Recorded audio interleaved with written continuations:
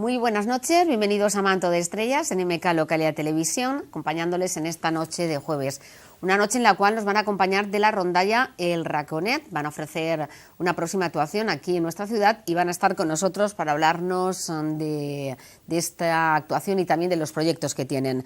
El Musical París, estuvimos allí y nos quedaremos con alguna de esos números musicales que tuvo lugar. Anén de Tendes con Ana Martínez, pero abrimos el programa con la sección que todos los jueves nos trae Noelia Bonifacio. Noelia, buenas noches y bienvenida al programa. Y el tema para hoy es la culpa. Sí. ¿Por qué aparece el sentimiento de la culpa? ¿Podríamos empezar con esta pregunta? Podríamos, claro, perfectamente, pero para introducir la culpa tendría que hablar primero de lo que son las creencias. Cuando hablo de creencias no me estoy refiriendo a creencias religiosas, sino me refiero a otra parte de nuestro bagaje interno.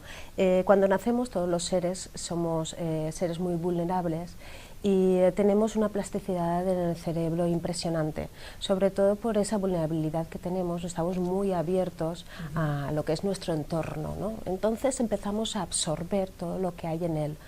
Especialmente pues porque somos muy sugestionables y porque nuestra frecuencia cerebral es equiparable a cuando estamos en estado hipnótico, es decir, que empezamos a absorberlo todo y se queda fuertemente impresionado en nuestro cerebro. Entonces ahí es cuando empezamos a coger todas esas, lo que decimos creencias, ¿vale? Que sería un poco como la Biblia, es como venir al mundo con un libro en blanco y empezar a escribir en él. Entonces los primeros a los que empezamos a absorber este tipo de creencias es de nuestro entorno familiar, de nuestros padres. Luego sería en el colegio a través de nuestros profesores, mentores, de compañeros, ámbito social.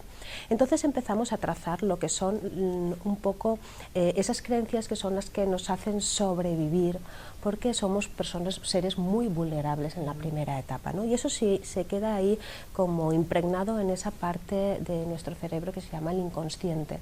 Cuando digo inconsciente no me estoy refiriendo al significado propio de persona inconsciente, me estoy refiriendo a una parte.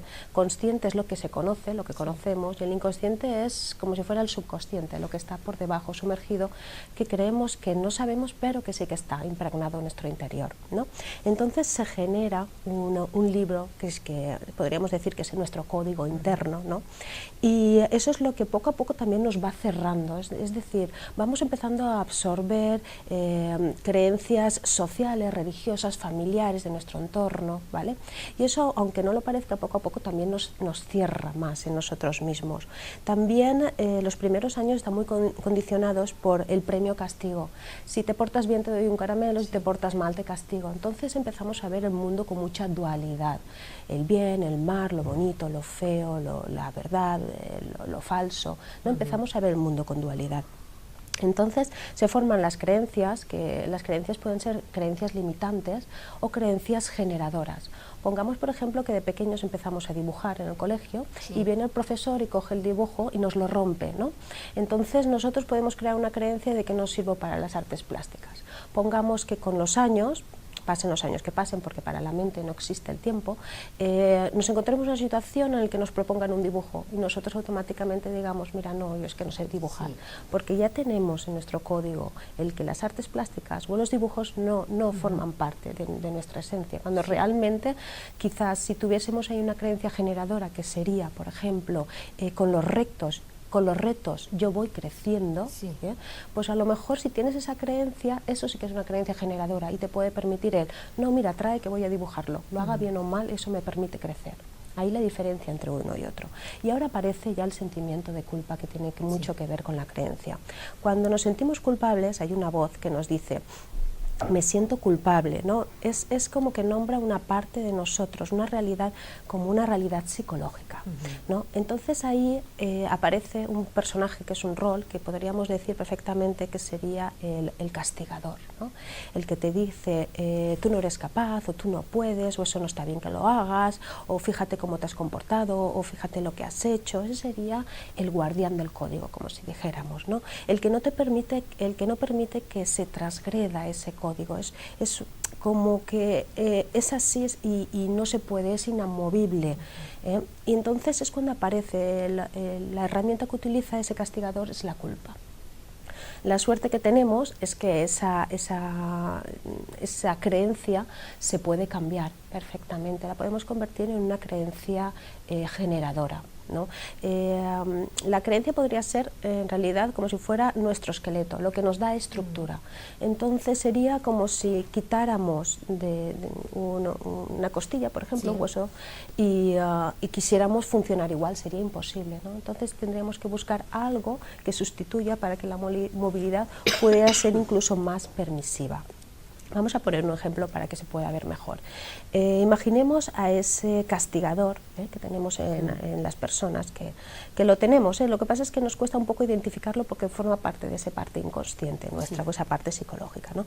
Imaginemos a ese castigador que nos está diciendo, yo te acuso de haber estado con Raúl, por ejemplo, mientras lo necesitabas, y ahora quieres abandonarlo, separarte de él. Se siente como un perro abandonado, siento desprecio por ti, te odio y te torturo para que sepas que eres mala, ¿no? Esa es esa voz de culpa que tenemos ahí, que nos hace sentir como que una cierta pesadez, ¿no? Y es ese guardián del código que nos está diciendo. Entonces de ahí tendríamos que ir a buscar cuál es la creencia de ese código que tenemos escrito en nuestro inconsciente, que en este caso podría ser: no se abandona a quien te necesita. Luego tendríamos otro personaje en esta historia muy interesante, que sería la parte culpable, el que recibe todo ese castigo, ¿no?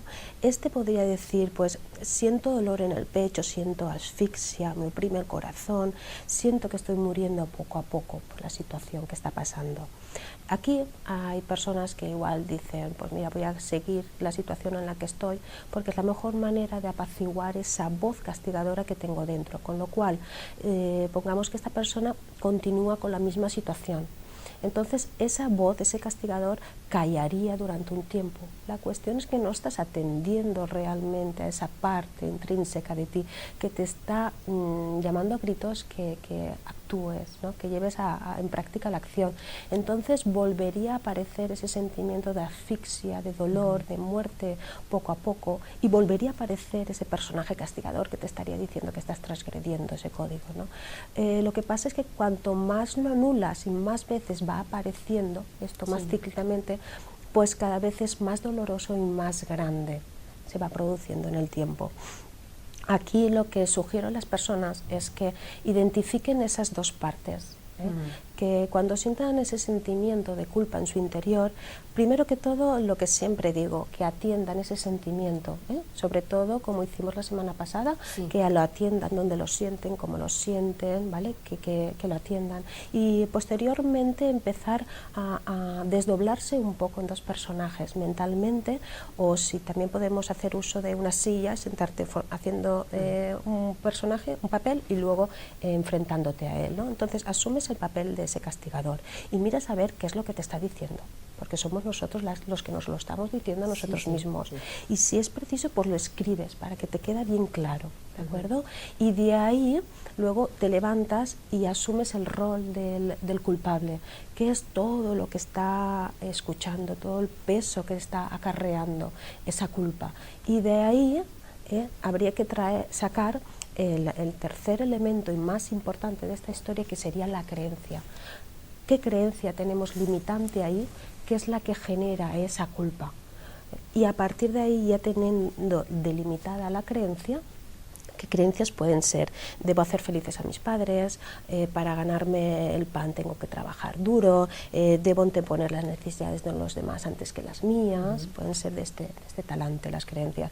Pues una vez las tenemos identificadas, como he dicho, no puedes quitarte la costilla si no te pones otra, una prótesis. Entonces aquí habría que coger esa creencia y sustituirla por otra generadora que nos permita también desarrollar la culpa, bueno, eliminar un poco la culpa, ¿vale? Y que te permita llevar a cabo esa parte de nosotros que te está llamando y te está gritando la acción. Muy bien. Y Noelia, ¿qué pasa cuando te hacen sentir culpable? Pues ahí tendríamos ese personaje que digo yo que tendríamos interior, que es el castigador. En realidad lo estamos proyectando con una persona. Es una persona la que viene y asume el rol de castigador, con lo cual es más fácil detectarlo. Si viene una persona y tú te sientes culpable, esa persona te está haciendo que tú estás intentando dentro de ti transgredir ese código, con lo cual estaríamos en la misma situación. Mira a ver qué es lo que te dicen, mira a ver qué es lo que sientes y a partir de ahí genera esa creencia limitante y sustitúyela.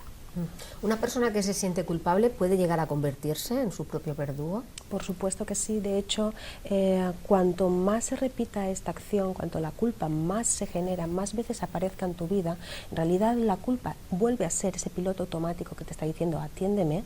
Cuanto más de goteo hay en el tiempo, más crónico se convierte y más duro es. Y como digo, siempre el tiempo es muy impermeable y en cualquier momento de la vida puede estallar de alguna manera proyectándolo con alguien y con lo cual ser mucho más implosivo. Con lo cual, en cuanto aparezca la culpa, atendámosla. Eso sería importantísimo. Y ya casi para finalizar, ¿cómo podemos o qué debemos hacer para perdonarnos nosotros mismos? Yo parto siempre de que el perdón, más que perdón, sería un poco la aceptación, ¿vale? El ser autocompasivos con nosotros. Sencillamente permitirnos que vivimos en un mundo, que nuestra vida es una experiencia y venimos aquí a vivir experiencias, a interactuar entre nosotros y a sacar siempre un para qué de todas las situaciones y saber que si han aparecido es porque son llamamientos, son exámenes, son pruebas que tenemos que superar y con lo cual siempre hay una parte positiva que podemos sacar de todo ello, aprovecharlo y utilizarlo en nuestro bien. Muy bien. Para terminar, ¿deseas añadir alguna cosa más? Aparte también de adelantarnos el tema del próximo programa. Sí, mira, diré un par de cositas. Primero que todo, para cambiar una creencia es muy importante buscar a un coach que sepa cambiar creencias. Es bastante, no digo difícil, no digo imposible, pero un poco difícil que la misma persona coja una creencia que forma parte de su estructura, de su vida y quiera cambiarla, ¿no? De repente empezar y cambiarla por otra. Ahí sí que sugiero que la persona busque un coach, una persona que le acompañe para que pueda identificar bien esa creencia, si es una culpa que nos pesa mucho en nuestro interior y podamos sustituirla porque es un proceso, es una herramienta que utilizamos los coaches para poder generar que esa creencia limitante se convierta en una creencia generadora. Y ya para finalizar diría una frase que me gusta mucho de Marianne Williamson que dice: nada te ata excepto tus pensamientos, nada te limita excepto tus miedos, nada te controla excepto tus creencias. Muy bien, pues gracias por acompañarnos. Gracias. Y nosotros seguimos aquí en Manto d'Estrelles en MK Localidad Televisión, anem de tendes a Raf Xativa y a Steel Conversion.